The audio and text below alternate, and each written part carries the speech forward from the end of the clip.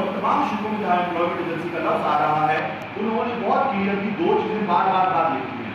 पहली, employment agency उन workers की जो ये फराहम कर रही है मालिकान को एम्प्लॉयर दी है, और दूसरा, principal will not be considered the employer of those workers. या फिर इसको बहुत खुल के कह दिया कि उन वर्कर्स की जो ठेकेदार काम कर रहा है जिम्मेदारी एम्प्लॉयमेंट एजेंसी पे है और प्रिंसिपल पे नहीं है। ये चीज भी उनको लिखनी पड़ी। अब क्योंकि ये उन्होंने सारी चीजें आपके लिए लिख दी हैं तो उनके लिए सबसे बड़ा मसला बार बार ये आ रहा है, जब कैसे पता चलेगा कि इतनी डाइवर्स रिलेशनशिप्स में एम्प्लॉयर कौन है, किसकी जिम्मेदारी किसके ऊपर है। उसके लिए अब ये कानून सिंप्लीफाई होने की बजाय कॉम्प्लेक्सिफाई हो रहा है, कॉम्प्लेक्स होता जा रहा है। कैसे?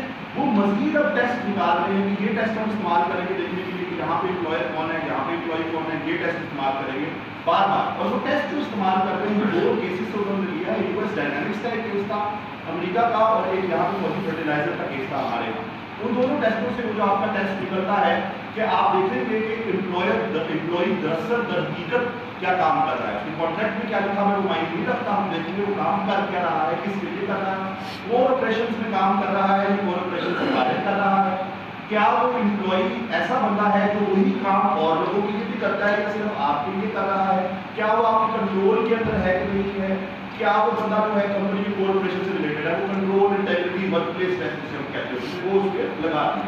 अब ये सारी चीजें लगा के अगर आप डिटरमिन करेंगे कि इसका एम्प्लॉयर फलाना है तो फिर उस पर जिम्मेदारी होगी।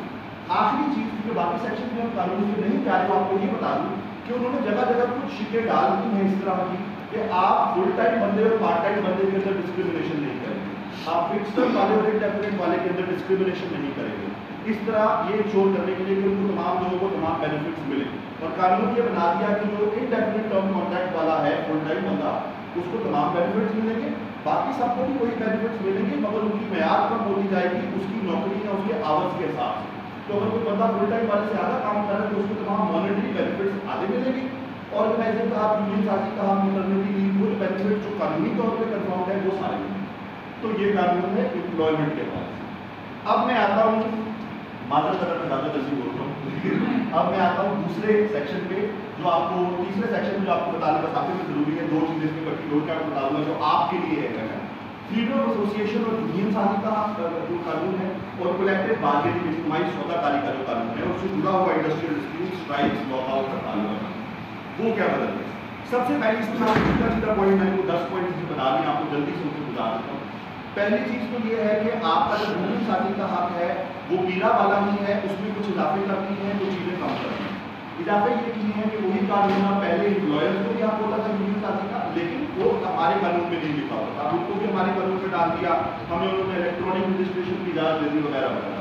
दूसरी उन्होंने ये चीज़ की कि आपको पता है पहले अगर आउटसाइडर आप यूनियन में रखते थे तो उसका वर्कर होना जरूरी होता था, अब वो शर्त निकाल दिया आउटसाइडर कोई भी हो सकता है, 20% भी अभी भी आउटसाइडर होंगे। लेकिन अच्छा, लेकिन अब और एक बड़ी चीज़ जो आपको आपके लिए बहुत अहम है वो ये कि तीसरी यूनियन में जो शर्त होती थी कि 20% वोट लेने हैं आपने तीसरी यूनियन बनाने के लिए, 20% एम्प्लॉइज ऑफ द वर्कप्लेस आपके मेंबर होने चाहिए, वो शर्त निकाल दी है।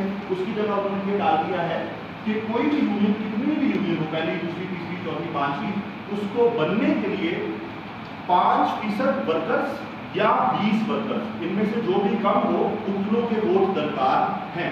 अब इसके ऊपर डिबेट है, आप लोग बेहतर बता सकते हैं। कुछ यूनियंस का इसके ऊपर जिनको हमने इंटरव्यू किया, कुछ का ख्याल है कि अच्छी चीज़ है कि तीसरी यूनियन वाली शर्त खत्म होगी, कुछ का ख्याल है बुरी चीज़ है क्योंकि एक जनरल यूनियन का बनना मुश्किल हो जाता है। क्योंकि 20 वर्कर्स, पहले आप 5 वर्कर्स को इकट्ठा करके यूनियन बना लेते थे, 20 वर्कर्स के अंदर कुछ बातें रखना एम्प्लॉयर को पता ना चले, एक मजीद मुश्किल है। दूसरा, पॉकेट यूनियन जब इस तरह ज़्यादा बन सकता है, तो ये डिबेट है जो यूनियन को करनी पड़ेगी कि इसके ऊपर क्या फर्क पड़ता है। दूसरा बड़ा फर्क ये आया कि लेबर कोड और कंसिलिएटर की जहाँ जहाँ पुरानी कोड की ताकतें थी वहाँ अब नए कोड में उसकी जगह चीफ इंस्पेक्टर जो लेबर डिपार्टमेंट के है उसको बहुत सारी ताकतें जगह जगह जगह जगह दे दी है। स्ट्राइक के दौरान उसको दे दी है, स्ट्राइक रोकने के लिए उसको दे दी है। जहाँ पे आप डिस्प्यूट लेके जा रहे हैं लेबर कोड के पास, पहले उसमें रजिस्ट्रार या चीफ इंस्पेक्टर को ले आए हैं, तो लेबर डिपार्टमेंट में ओवरऑल ज़्यादा ताकतवर होता नजर आ रहा है। जिसकी एक मिसाल ये है कि जहाँ लेबर कोड बनेगी वहाँ पे उन्होंने ये कह दिया कि लेबर कोड, पहले कानून कहता था कि एडिशनल डिस्ट्रिक्ट और सेशन जज लेबर कोड के लेवल के बंदे लेबर कोड में लगाए जाएंगे। अब उन्होंने ये कह दिया कि डिस्ट्रिक्ट सेशन जज के लेवल के बंदे होंगे, प्लस एक बंदा DG labour welfare labour department से लगा सकता है जो कि कम से कम LLB होल्डर हो, 5 साल का एक्सपीरियंस हो लेबर डिपार्टमेंट से, ग्रेड 19 का भी हो। तो लिहाजा آپ کو لیبر ڈپارٹمنٹ کی لیبر کوڈ سسٹم کے اندر بھی آتی ہوئی نظر آ رہی ہے، جو کہ ایک حیران کن بات ہے کیونکہ اکثر لیبر ڈپارٹمنٹ پارٹی بھی ہوتا ہے لیبر ڈسپیوٹس کے اندر، یا اس قانون کے تحت ہو سکتا ہے۔ اچھا، دوسری آپ کے لیے بڑی خبر یہ ہے کہ گو سلو کا قانون جو ہے بدل گیا ہے۔ گو سلو یعنی کام کو سست کر لینا، ہلکا کر لینا، جو ایک ورکرز کی طرف سے اسٹریٹجی ہوتی تھی اپنی ناپسندیدگی دکھانے کی، وہ پہلے انلیگل تھا، اب وہ لیگل ہو گیا۔ یہ اچھی بات ہے، لیکن اس کے اوپر اسٹرائک کی شرائط لگا دی۔ تو لیگل گو سلو کرنے کے لیے آپ کو ہڑتال کی تمام ریکوائرمنٹس، نوٹس پیریڈ، کنسیلیٹر کے پاس جانا، نیگوسیشن کرنا، وہ پورا کرنا پڑے گا۔ آپ اچانک سے ایک دن گو سلو نہیں کر سکتے ہیں۔ اس کے بعد چیک آف کا جو سسٹم تھا وہ انہوں نے سی بی اے سے ہٹا کے تمام رجسٹرڈ ٹریڈ یونینز کو دے دیا۔ دوبارہ اس میں خاص میں آپ کو بتاتا ہوں کہ کیا لیبر میں آپ کو آخری چیز بتانے لگا وہ انڈسٹریل ڈسپیوٹ ہے۔ انڈسٹریل ڈسپیوٹ کے قانون کے اندر یہ بہت بڑا بدلاؤ آیا ہے۔ کیا کہ پہلے انڈسٹریل ڈسپیوٹ یا امپلائر یا سی بی اے ریز کر سکتے ہیں، اب بدل گیا ہے، اب انڈسٹریل ڈسپیوٹ امپلائر یا امپلائر کی تنظیمیں ریز کر سکتی ہیں، اور یہاں سے ورکرز کی سائڈ سے سی بی اے کے علاوہ تمام رجسٹرڈ ٹریڈ یونین ریز کر سکتی ہیں، لیکن اس میں انہوں نے شرائط لگا۔ دوسری چیز یہ بدلی ہے کہ انڈسٹریل ڈسپیوٹ کیا ہو سکتا ہے، یہ بدل گیا۔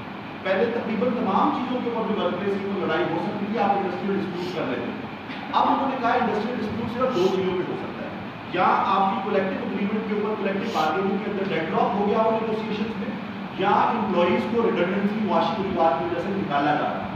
تو ریڈنڈنسی اور کولیکٹیو بارگیننگ کے اوپر ہی صرف اب انڈسٹریل ڈسپیوٹ ہو سکتا ہے، باقی صورتوں کی چیزوں میں اب وہ لیبر ڈسپیوٹ کا لفظ انہوں نے نکال دیا، جو کہ آپ لیبر کوڈ اور دیگر مثالیتی ارادے میڈیشن کا دائرہ بنا دیا ہے، کنسیلیٹر آربیٹریٹر ان کے تھرو بن جائے۔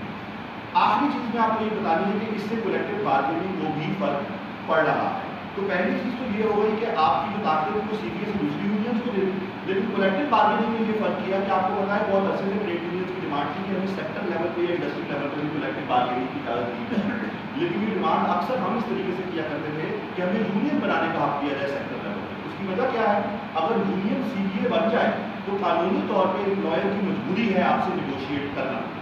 نیگوشیٹ کو کسی سے بھی کر سکتا ہے، لیکن آپ کے ساتھ مجبوری۔ انہوں نے یہ حق نہیں دیا، البتہ انہوں نے یہ ضرور کہہ دیا کہ اب فیڈریشنز سیکٹر لیول پہ، انڈسٹری لیول پہ اور صوبائی لیول پہ بھی بنائی جا سکتی ہیں، اور وہ فیڈریشنز اگر باہمی رضامندی ہو دونوں پارٹیوں کی تو امپلائر یا امپلائر کی تنظیموں کے ساتھ اس پورے سیکٹر یا انڈسٹری کے لیے کولیکٹیولی بارگین کر سکتی ہیں۔ یہ اچھی چیز تو ہے، لیکن اس میں کسی قسم کی زبردستی نہیں ہے امپلائر پہ کہ وہ آپ کے ساتھ بیٹھے ٹیبل پہ یا آپ کے ساتھ کولیکٹیولی بارگین کرے۔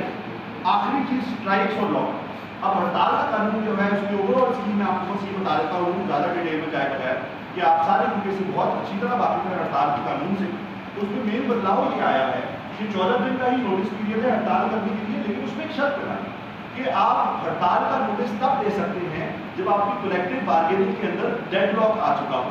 ڈیڈ لاک کے لفظ کو ڈیفائن کر دیا اور ڈیفائن کیا ڈیڈ لاک کا مطلب ہے آپ 60 دن کوشش کے باوجود اگری نہ کر پائیں۔ تو جہاں 14 دن کا ہی نوٹس پیریڈ ہے، در حقیقت آپ کو ہڑتال ڈکلیئر کرنے سے پہلے 74 دن انتظار کرنا پڑے گا۔ یہ ایک بہت ڈینجرس چیز ہے جسے ہمیں ہڑتال کا حق تقریباً ختم ہوتا ہوا نظر آ رہا ہے۔ دوسرا، پہلے قانون آپ کو کہتا تھا کہ ہڑتال کو نوٹس دینے کے بعد 14 دن کے اندر آپ نے کنسیلیٹر کے پاس جانا ہے، وہ آپ کو پتا ہے پنجاب میں اپوائنٹ نہیں ہوئے پراپرلی۔ اب قانون کہتا ہے کنسیلیٹر کے پاس جانا ہے، لیکن یہ بھی کہہ رہا ہے کہ اگر کنسیلیٹر کے پاس نہیں گئے یا کنسیلیٹر کے پاس نہیں گئے اگر آپ کی کنسیلیشن نہیں تو یہ ان لافل اسٹرائک بن جائے گی، یعنی آپ کی ہڑتال ہی انلیگل ہو جائے گی اگر آپ نہیں جاتے۔ اسی طرح ہڑتال کے اندر انہوں نے اسینشل سروسز سے مکمل طور پہ ہڑتال کا آپ چھین لیا ہے۔ پہلے یہ ہوتا تھا کہ اسینشل سروسز کی ہڑتال روکی جا سکتی تھی لیکن آپ کر سکتے تھے، حکومت کرتے ہی آپ کو روک سکتی تھی۔ اب انہوں نے کہا آپ کر ہی نہیں سکتے۔ پبلک یوٹیلیٹی سروسز میں انہوں نے کہہ دیا کہ اگر آپ ہڑتال پہ جاتے ہیں تو 30% لوگوں کو آپ نے پیچھے چھوڑ کے کام پہ جانا ہے تاکہ آپ ہڑتال جائیں۔ کچھ دوستوں کا ماننا ہے کہ اس نے ہڑتال کا ڈر نکال دیا۔ اب اگر آپ مجھے صرف 2 منٹ دے دیں، میں 1/4 حصہ اس میں نہیں جا رہا، لیکن اس کی آپ کو مین چیز بتا یہ میں نے آپ کو بتا دیا definition, freedom of association, collective bargaining, ہڑتال اور امپلائمنٹ کانٹریکٹ کا سسٹم۔ یہ تقریباً 4 چیپٹرز ہیں اس قانون کے کوڈ کے۔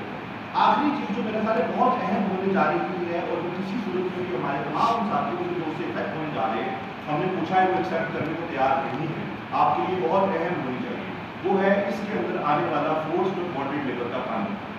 جہاں پہ اس قانون نے بہت سارے انفارمل ورکرز کو فارمل کرنے کی کوشش کی ہے، قانون کو پڑھ کے لگ رہا ہے کہ فارمل کرنے کے نام پہ ان کو کوئی حقوق نہیں دیے جا رہے ہیں۔ Agriculture worker, construction workers, home based workers, domestic workers की प्रोटेक्शन में इजाफा नहीं हो रहा, उनके सिर्फ नामों को इस कानून में शामिल कर दिया गया है, लेकिन उनको लेबर कोड का हक देने की बजाय, समाई बार्गेनिंग का हक देने की बजाय उनको उन्होंने स्पेशल डिस्प्यूट रेजोल्यूशन कमेटियों की तरफ डाल दिया, डिस्ट्रिक्ट विजिलेंस कमेटी की तरफ डाल दिया। सोशल प्रोटेक्शन भी नहीं, सोशल प्रोटेक्शन भी नहीं। एग्जैक्टली। अब बॉन्डेड लेबर के साथ उन्होंने क्या किया, और ये आपको पता होना चाहिए, उन्होंने बॉन्डेड लेबर के पहले 2 कवानीन क्या होता है, 1992 का बॉन्डेड लेबर सिस्टम रेगुलेशन है और 2016 का child labour and victims ordinance act था। अच्छा, दोनों कवानीन को खत्म करने की डिवाइस में उन्होंने सिर्फ 4 शिकें डाली हैं, 16 से लेकर 20 तक सेक्शन है इस कानून के, जिसके अंदर जो सबसे खतरनाक चीज होने वाली है, एक तो उन्होंने बॉन्डेड लेबर कानून को एक्सपैंड कर दिया, जो बताया अच्छी चीज है, दोबारा से फोर्स लेबर उसमें डाल दी है, माइग्रेंट वर्कर्स के इस्तेमाल को उसके अंदर डाल दिया है, ये बहुत अच्छी चीज है। लेकिन नुकसान ये किया है कि उन्होंने जिस तरह सनदी मजदूर के लिए कॉन्ट्रैक्ट का सिस्टम रेगुलराइज कर दिया है, उन्होंने बॉन्डेड लेबर के लिए पेशगी का सिस्टम रेगुलराइज कर दिया। तो बॉन्डेड लेबर जो कह रहा था कि पेशगी को ही खत्म किया जाए और गैर कानूनी करार दिया जाए, इन्होंने अब कह दिया है कि आपकी कम से कम आमदनी का जो माहाना आमदनी की शरह सेट करती है पंजाब गवर्नमेंट, उसका 3 गुना तक एक पेशगी की सूरत में दिया जाता है। तो आज के कानून के मुताबिक 1,11,000 रुपए तक कानूनी तौर पे पेशगी दी जा सकती है, और मालिक को कटौती का आप दे दिया है कि मालिक हर दिहाड़ी से 20% तक कटौती करके ये पेशगी पूरी कर सकता है। अलबत्ता इसको बचाने के लिए उन्होंने ये लिख दिया कि लेकिन जब तक एक पेशगी नहीं करती अगली पेशगी नहीं दी जा सकती, ठीक है। लेकिन हमारे लिए प्रॉब्लमेटिक क्यों है, पहले भी कानून ने 2016 में ये डंडी मारी थी और पेशगी का हक दे दिया था 50,000 रुपए का। 1,11,000 रुपए उतारना किसी बॉन्डेड लेबर के लिए पंजाब के अंदर नामुमकिन है। जो बंदा 20,000 रुपए भी देता है वो 3 साल बाद उसकी पेशगी बढ़ चुकी होती है कम होने की बजाय, ये आपको ही पता है। दूसरी जो चीज इसमें अहम है वो ये कि बॉन्डेड लेबरर्स और ये दीगर इन्फॉर्मल वर्कर्स की अहम बात है, उनको बजाय इसके कि फॉर्मलाइज करके सनदी मजदूर के बराबर हकूक दिए जाए, उनको इनफॉर्मल ही रखा जा रहा है। बॉन्डेड लेबर की डिमांड ये है कि मैं माहाना आमदनी चाहता हूँ बराबर उसके जो सनदी मजदूर को मिलती है। उसका पीस रेट इस वक्त पंजाब को कहीं नहीं मिल रहा, पीस रेट एक तरीका है लोगों का इस्तेमाल करने का, उसको पीस रेट पे ही रखा है, और पीस रेट इन्फोर्स करना जो सबसे बड़ा इसका मसला है, उसका कोई तरीका नहीं निकाला, उसको भी उन्होंने लेबर इंस्पेक्टर के जरिए लगा दी है, और लेबर इंस्पेक्टर के ऊपर उन्होंने डिस्ट्रिक्ट और प्रोविंशियल लेवल की मीटिंग्स कमेटियां बना दी हैं जो ट्राईपार्टाइट प्लस होंगी, जिनमें रियासत, मजदूर, एम्प्लॉयर्स और सिविल सोसाइटी एनजीओ वगैरह के लोग मौजूद होंगे जो इसकी देखभाल करेंगे। लेकिन उनके पास कीथ नहीं है, दांत नहीं है, वो आपको क्रिमिनल पेनल्टी उस तरह से दे सकते, उसके लिए आपको लेबर कोर्ट या आपको क्रिमिनल कोर्ट मजिस्ट्रेट की अदालत में ही जाना पड़ेगा।